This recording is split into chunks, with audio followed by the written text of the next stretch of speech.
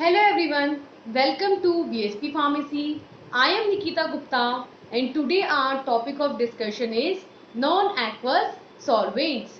So आपको पता है कि फार्मास्यूटिकल एनालिसिस के अंदर डिफरेंट टाइट्रीमेट्रिक प्रोसीजर्स यहाँ पर परफॉर्म किए जाते हैं।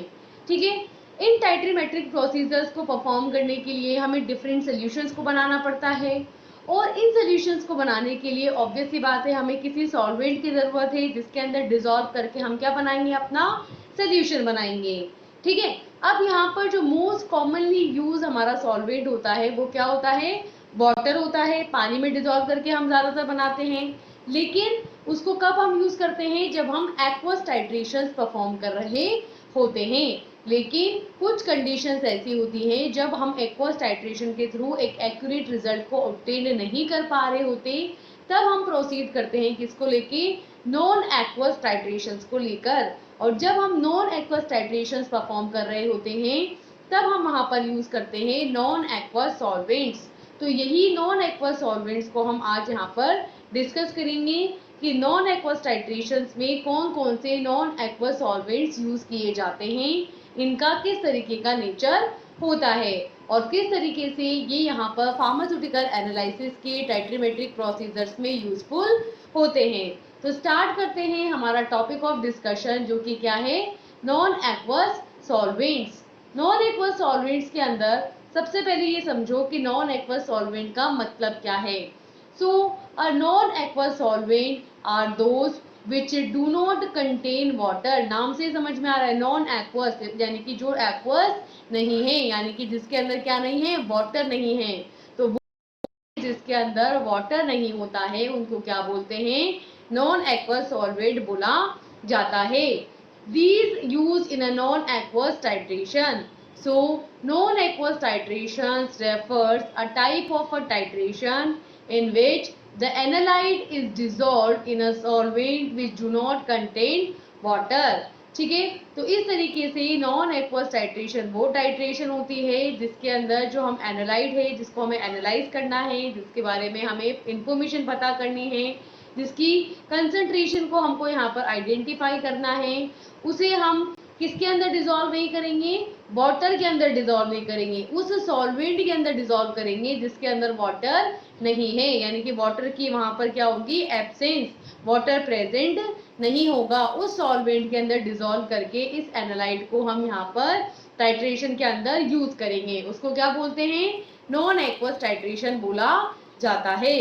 इस तरीके से the non aqueous solvents can be classified which is based on its proton donor acceptor properties। ये जो नॉन एक्वस सॉल्वेंट्स होते हैं जो कि नॉन एक्वस टाइट्रेशंस के अंदर यूज किए जाते हैं, इन्हें इनके प्रोटॉन्स को देने की यानी कि डोनेट करने की और एक्सेप्ट करने की जो प्रॉपर्टीज होती हैं, उनके बेसिस पर इन्हें 4 मेजर क्लासेस के अंदर क्लासिफाई किया गया है। ठीक है, तो ये नॉन एक्वस सॉल्वेंट होते हैं 4 टाइप के। किस बेसिस पर, प्रोटॉन डोनर एक्सेप्टर प्रॉपर्टीज के बेसिस पर। The solvent exert an influence on the acid base properties of the solute. यहाँ पर जो सॉल्वेंट हम यूज करते हैं वो आपके सॉल्यूट की जो एसिड बेस प्रॉपर्टी होती है उसको भी इन्फ्लुएंस करते हैं, उसको भी अफेक्ट करते हैं। ऑब्वियस सी बात है कि सॉल्वेंट जो है आप यूज कर रहे हो वो प्रोटॉन को दे भी सकते हैं, ले भी सकते हैं। प्रोटॉन डोनर एक्सेप्टर प्रॉपर्टीज के बेसिस पर ही उनको यहाँ पर क्लासिफाई किया है। तो ऑब्वियस सी बात है कि ये सॉल्वेंट क्या करेंगे, हमारे सॉल्यूट की जो एसिड बेस प्रॉपर्टीज हैं उसको भी इन्फ्लुएंस करेंगे, उसको भी अफेक्ट करेंगे। इस तरीके से these are of 4 types. First one is protogenic, that is generation of proton, यानी कि वो सॉल्वेंट जो क्या करते हैं, प्रोटॉन्स को जनरेट करते हैं। ठीक है, सेकेंड इज प्रोटोफिलिक, प्रोटो मतलब प्रोटॉन्स को, फिलिक यानी कि चाहने वाले, वो सॉल्वेंट जो कि प्रोटॉन्स को चाहते हैं यानी कि प्रोटॉन्स को एक्सेप्ट कर लेते हैं। ठीक है, थर्ड वन इज एप्रोटिक, ए यानी कि एब्सेंस ऑफ प्रोटॉन, यानी कि वो सॉल्वेंट जिसमें प्रोटॉन्स यानी H+ आयन यहाँ पर एब्सेंट होता है। And fourth is the amphiprotic solvent, amphi मतलब कि होता है आपकी बोथ, यानी कि वो सॉल्वेंट जो कि बोथ नेचर शो करते हैं, यानी कि प्रोटॉन्स दे भी सकते हैं, प्रोटॉन्स को ले भी सकते हैं।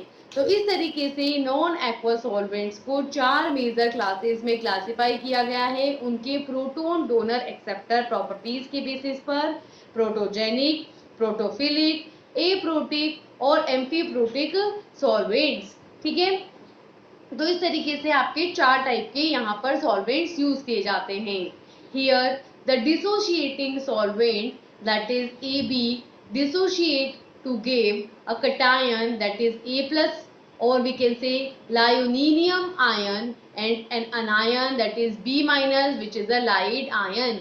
क्या बोल रहे हैं कि यहाँ पर हमारे पास एक सॉल्वेंट होता है AB, ठीक है, ये हमारा डिसोशिएटिंग सॉल्वेंट होता है और ये किसमें डिसोशिएट होता है, A प्लस और B माइनस के अंदर डिसोशिएट होता है, यानी कि एक तो देता है आपके केटायन और एक आपके क्या देता है, एनायन देता है।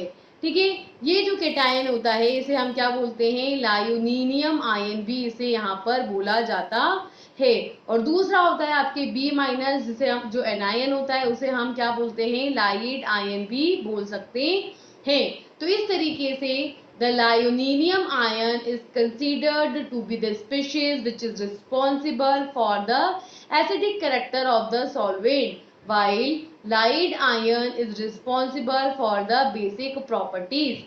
यहाँ पे ये जो लायोनीनियम आयन है यानी कि A प्लस आयन है, इसको तो वो स्पीशीज कंसिडर किया जाता है जो कि सॉल्वेंट के एसिडिक कैरेक्टर्स के लिए रिस्पॉन्सिबल होते हैं, यानी ये A प्लस जितना ज्यादा प्रेजेंट होगा उतना ही ज्यादा वहां पर क्या प्रेजेंट होगा, एसिडिक कैरेक्टर्स वो शो करेगा, एसिडिक नेचर यहाँ पर सॉल्वेंट का देखने को मिलेगा। जबकि लाइड आयन यहाँ पर यानी कि एनायन जो है यहाँ पर बेसिक प्रॉपर्टीज के लिए रिस्पॉन्सिबल होता है। ठीक है, यानी कि अगर A प्लस की कंसेंट्रेशन बढ़ेगी तो हम कहेंगे कि एसिडिक कैरेक्टर बढ़ रहा है, और अगर B माइनस की कंसेंट्रेशन बढ़ेगी तो हम कहेंगे कि यहाँ पर बेसिक प्रॉपर्टीज इंक्रीज हो रही है। इस तरीके से an acid is a substance which increase the concentration of lyonium ion। Acid वो सबस्टांस होगा जो आपके सोल्यूशन के अंदर लायोनियम आयन की कंसेंट्रेशन को इंक्रीज कर देगा। when dissolved in a dissociating solvent, जब इसको एक डिसोशिएटिंग सॉल्वेंट के अंदर डिसॉल्व किया जाएगा तो डिसोशिएट होकर के लायोनियम आयन प्रोड्यूस करेगा, यानी कि एसिडिक कंसंट्रेशन वहां पर इंक्रीज करेगा। while the substance that increase the Lide ion concentration is called as an base, जबकि वो सबस्टांस जो आपकी डिसोशिएटिंग आयन की प्रेजेंस में, डिसोशिएटिंग सॉल्वेंट की प्रेजेंस में लाइड आयन की कंसंट्रेशन को इंक्रीज करते हैं, उन्हें क्या कहते हैं, हम बेस कहते हैं। यानी कि एसिड तो वो होंगे जो लायोनियम आयन की कंसंट्रेशन को इंक्रीज करेंगे, वो होंगे जो आपके लाइड आयन की कंसंट्रेशन को इंक्रीज करेंगे। और इस तरीके से ये आपके एसिडिक और बेसिक नेचर के लिए रिस्पॉन्सिबल होते हैं। ये जो नॉन एक्वस सॉल्वेंट हैं ये हैं आपके 4 टाइप के। फर्स्ट है आपके प्रोटोजेनिक, प्रोटो मतलब कि प्रोटोन यानी कि H प्लस आयन, और जेनिक मतलब जनरेटिंग, वो सॉल्वेंट जो कि प्रोटॉन्स को यानी H प्लस आयंस को जनरेट करेंगे, क्या कहलाएंगे, आपके प्रोटोजेनिक सॉल्वेंट्स कहलाते हैं। ऑब्वियस सी बात है, प्रोटोन जनरेट कर रहे हैं तो नेचर कैसा होगा, acidic. These are acidic in properties, इनकी प्रॉपर्टीज कैसी होती है, acidic, and exert a levelling effect on base, और बेस के साथ रिएक्शन करके क्या देते हैं, लेवलिंग इफेक्ट यहाँ पर प्रोड्यूस करते हैं। These solvents having relatively high dielectric constant, in solvents का dielectric constant भी हाई होता है। अब dielectric constant क्या होता है, इसको जानने के लिए एक अनदर वीडियो यहाँ पर पोस्ट की गई है, तो वहां पर आप dielectric constant क्या होता है, लेवलिंग इफेक्ट क्या होता है, कॉमन आयन इफेक्ट क्या होता है, उसको इजीली अंडरस्टैंड कर सकते हैं। So next is they are used to dissolve the basic analyte, ये क्या करते हैं, जो आपके नेचर में बेसिक एनालाइट होते हैं उनको डिसॉल्व कर देते हैं, क्योंकि खुद एसिडिक हैं तो ऑब्वियस सी बात है बेसिक एनालाइट्स को डिसॉल्व कर देंगे। एंड दे आर आयोनाइज्ड, और ये क्या होते हैं, यहाँ पर आयोनाइज्ड होकर के H प्लस आयन देते हैं और ionic concentration H plus ion की इंक्रीज कर देते हैं। They are proton generators, obvious सी बात है प्रोटोजेनिक है, दैट मीन्स प्रोटोन्स के जनरेटर हैं।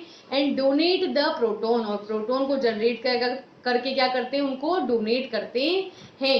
इसके आपके एग्जाम्पल हैं acidic acid, formic acid and propionic acid. Protogenic solvent के एग्जाम्पल हैं acidic acid, formic acid and propionic acid and so on.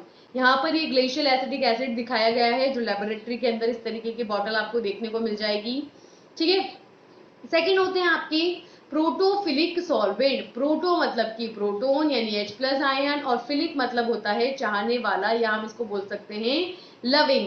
तो जो प्रोटोन को चाहता है, प्रोटोन को लविंग करता है, यानी कि प्रोटोन को क्या कर लेना चाहता है, एक्सेप्ट कर लेना चाहता है, उसको क्या बोलते हैं, प्रोटोफिलिक सॉल्वेंट बोला जाता है। So these are basic in nature, क्योंकि प्रोटॉन्स को एक्सेप्ट कर रहे हैं, तो आपको पता है ब्रॉन्स्टेन लोरी की थ्योरी क्या कहती है कि जो प्रोटॉन्स को एक्सेप्ट कर ले वो क्या होते हैं, आपके बेस। तो ये जो है नेचर में बेसिक होते हैं, and react with an acid to form the solvated, और क्या करते हैं, एसिड के साथ रिएक्ट करते हैं और सॉल्वलाइज्ड हो जाते हैं। These solvents having dielectric constant, obvious सी बात है, ये भी यहाँ पर आयन प्रोड्यूस कर रहा है, तो इसलिए इसका भी डाइलेक्ट्रिक कांस्टेंट होगा। They are use to dissolve acidic analyte, ये बेसिक है नेचर में, इसलिए एसिडिक एनालाइड को क्या कर देंगे, डिजोल्व कर देंगे। They are also ionise, obvious सी बात है, ये क्या कर रहे हैं, H प्लस आयन यानी कि प्रोटॉन्स को एक्सेप्ट कर रहे हैं, यानी कि खुद भी क्या होते हैं, आयोनाइज्ड नेचर के होते हैं। They are proton lover and they possess higher affinity for the protons, ये जो होते हैं प्रोटॉन लवर होते हैं, यानी कि प्रोटॉन्स को आपके एक्सेप्ट कर सकते हैं, और इनकी जो है प्रोटॉन्स को लेकर के हायर एफिनिटी होती है, यानी कि प्रोटॉन्स के साथ इनकी बाइंडिंग टेंडेंसी, बाइंडिंग एफिनिटी काफी ज्यादा हाई होती है। इसके एग्जाम्पल है आपके pyridine water, pyridine, dimethyl formamide, proton less ethylene diamine etcetera. ठीक है, तो यहाँ पर प्रोटोफिलिक सॉल्वेंट जो मोस्टली यूज किए जाते हैं वो है आपके pyridine, pyridine water, dimethyl formamide, proton less ethylene diamine etcetera. ठीक है, नेक्स्ट है ए प्रोटिक सॉल्वेंट। ए मतलब होता है यहाँ पर एब्सेंस, एब्सेंस ऑफ प्रोटोन, यानी कि यहाँ पर न तो ये प्रोटोन को देते हैं न ही प्रोटॉन्स को एक्सेप्ट करते हैं, तो प्रोटॉन्स ना तो जनरेट करेंगे ना एक्सेप्ट करेंगे, यानी कि कैसे होंगे, ए प्रोटिक, और ना दे रहे हैं ना ले रहे हैं, तो नेचर भी कैसा होगा, यहाँ पर आयनिक नहीं होगा, आयन नहीं देंगे, और आयंस नहीं है तो डाइलेक्ट्रिक कांस्टेंट भी इसका कम होगा। तो इस तरीके से ए प्रोटिक सॉल्वेंट की क्या प्रॉपर्टीज होगी कि these are the solvents that are generally chemically neutral, that is inert, and they are neither acidic or nor basic. They are generally are hydrocarbons or chlorinated hydrocarbon.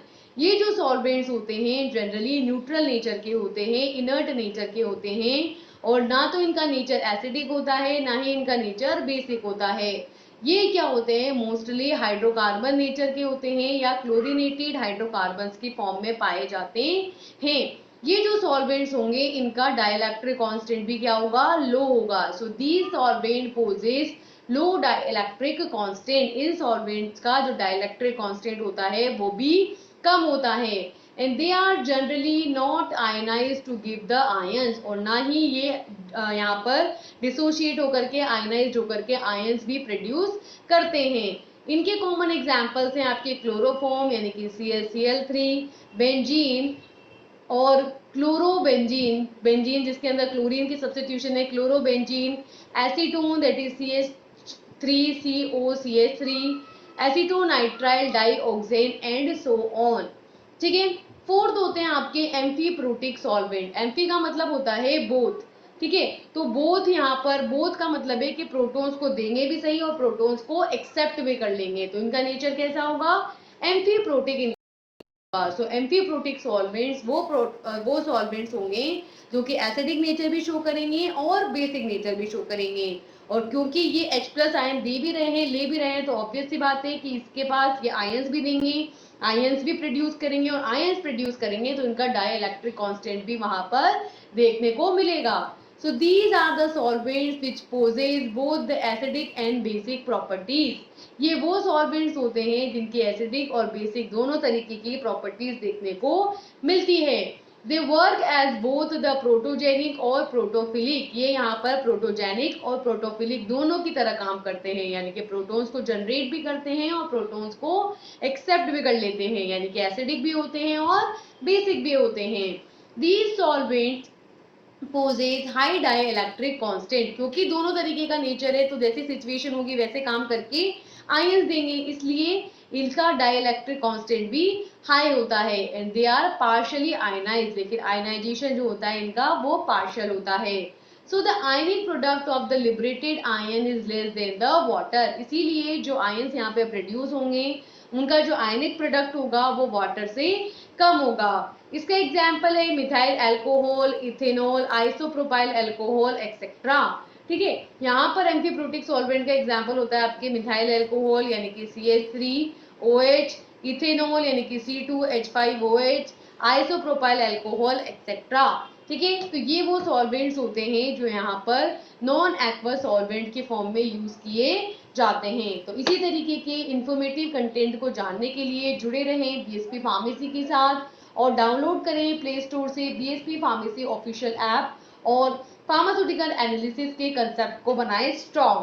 So thank you for this session.